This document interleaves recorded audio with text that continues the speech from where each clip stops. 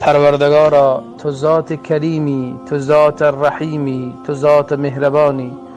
پروردگارا جوانان عزیز تاجیکستان را در پناه و عصمت خود داشته باش. پروردگارا اونها به خاطر تو و به خاطر دین تو و به خاطر رضای تو همکاری کردند. پروردگارا تمام آرزوهایشان را بر آورده خیر بگردان. یا ربا، یا کریم، یا رحیم، یا الله. پروردگارا فرزندان سالم و صالح و مصلح نصیب برادران عزیز تاجیکستانی ما بگردان. پروردگار اونها در کشور غربت قرار دارند، در روسیه قرار دارند، خدایا در اونجا تو را عبادت میکنن، خدای آنها را مورد رحمت و مغفرت خود قرار بده. پروردگارا تو از آنها راضی شو. پروردگارا تو اونها را به طرف صلاح و هدایت سوق بده یا رب العالمین.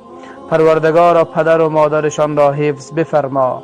پروردگارا اونها را از همه آفات و بلیات و مصیبتها در پناه و عصمت خود داشته باش. پروردگارا اونها به خاطر تو و به خاطر رضای تو به من محبت کردن.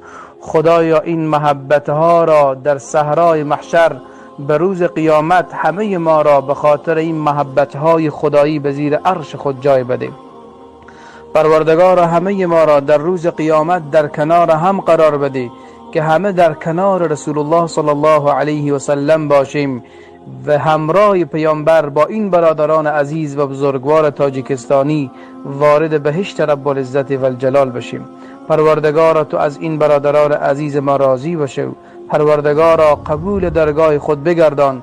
پروردگارا من هم آنها را دوست دارم، آنها هم مرا دوست دارند.